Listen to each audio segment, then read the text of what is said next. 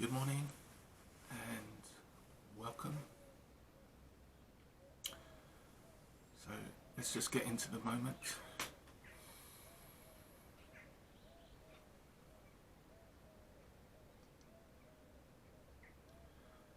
So this morning I want to talk about divinity and ignorance. Not divinity versus ignorance, but divinity and ignorance, because we are all divine and we are all ignorant too, to some degree or other. Unless you're enlightened, then I congratulate you. But for the rest of us mere mortals, we are all tilting at windmills to some degree or other. So I guess this is a follow-on from my other video, the law of one and how to deal with tyrants, because I want to figure out a way to respect somebody's divinity, but yet fight, or maybe eradicate is a better word, eradicate our ignorance. Okay, so I've come up with 3 ways of doing this, 3 ideas. First of all is to lead by example. I think this is the best way to teach, because you're just setting an example where anybody can happen to notice and join the dots and realize things for themselves, which always, it kind of sticks better. If you can teach somebody just by guiding them, then, or showing them, you know, what's right and what's wrong, and the consequences, the happiness or the sadness that follows. I think it's the best way to teach. I really do. But it's not enough for everybody. I mean, let's take the life of the Buddha. The Buddha had enemies in his time. You know, the Buddha taking on the untouchable class into his sangha, his monk, his monkhood. That was utterly revolutionary. Before, you had to be born a Brahmin, right? And if an untouchable was taking his vows, say 5 minutes before a prince or somebody born in the priest class, then that untouchable would be the senior monk for the rest of their lives. So it turned everything upside down, really. I mean, it was an equaling out, I guess, of humanity, but for the status quo, it was completely revolutionary.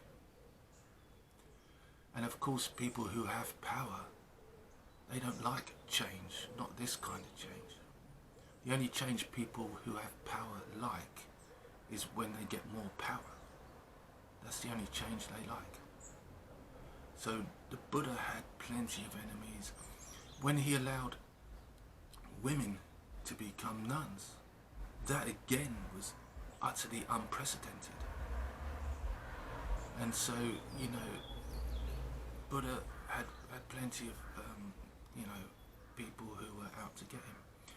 And look at Christ. We all know what happened to Christ. Pilate gave the people a choice between freeing Christ or Barabbas, and they chose the mass murderer.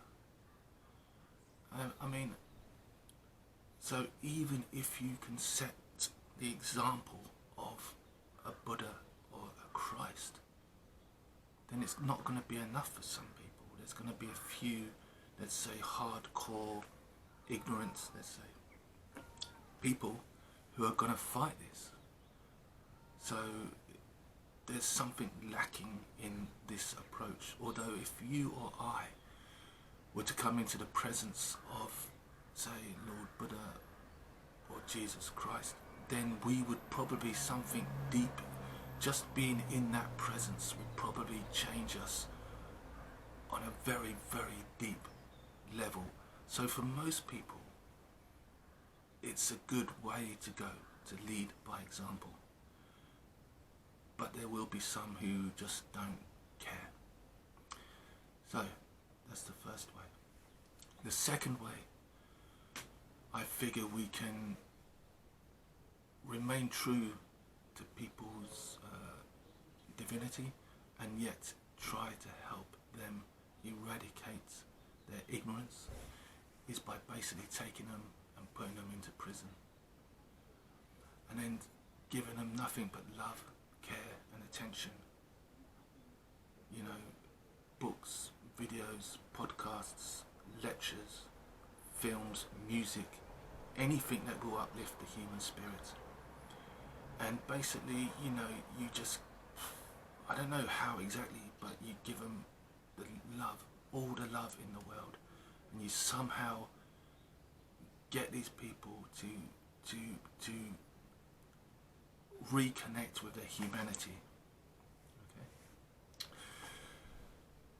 The only problem with this approach is that, first of all, these, I don't know what you would call them, these super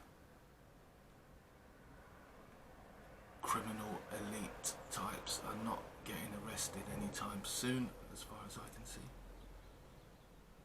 And even if they did get arrested, then that kind of system for that kind of rehabilitation is just not in place. No prison in the world does this, not like I'm imagining. So at this moment, that's just simply not possible. It might be something to think about in the future. But, you know, just if you're thinking, well, it's not very enlightened to take somebody and lock them away, to take away their liberty. Well, the thing is, if somebody's out there causing damage to society and they are creating huge amounts of negative karma for themselves also, then actually it is the enlightened thing to do, especially if you can somehow rehabilitate them so they become human, caring, loving people, parts of society once more. So, anyway. The third and the best,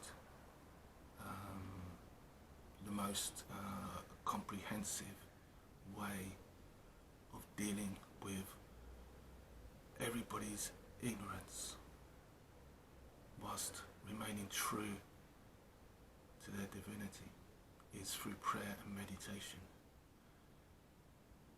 If enough people could sit down at the same time and, let's say, meditate upon peace, for example, then we would have peace in the world. If people meditated upon love, then we would have love in the world. And if enough people sat down and meditated upon the truth, then we would have the truth emerge into the world. This would utterly keep in mind everybody's individual divinity, and yet across the board it would raise everybody like a rising tide. It would raise everybody's psyche, if you like. It would raise it up depending on what you was meditating upon. What I would say is that personally I would have people meditate on peace and love first, because if you go straight for the truth, then I think the whole world would burn, because the truth is so shocking and so abysmal, so horrifying, that if people woke up to the truth, then they would be raging and basically all hell would break loose. So we need the love and the peace in place first. That's my opinion. I mean, this is all my opinion.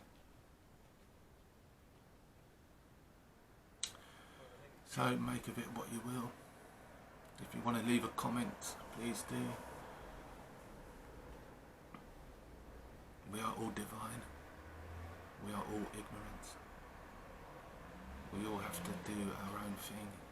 Maybe I can just say, personally, the way that I try to overcome ignorance is by keeping this loving feeling, like coming from a place of love and striving forwards to a place of love.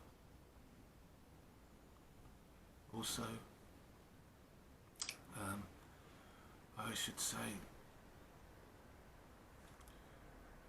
to be mindful of your reactions and responses to people and how they respond and react to you. That's very important to see how you are getting on in life, and also just to reflect upon the whole process. I mean, that's a very simplistic way of looking at it, but if you can keep love in mind, be mindful of what's happening, especially with relationships, and also to reflect on the whole thing, then if you want to eradicate your own ignorance, you will, because that's the crucible that we can purify all of our imperfections, our ignorance. It's a bit simple, but it's basically, you know, why not keep it simple? So, God bless. I hope this helps.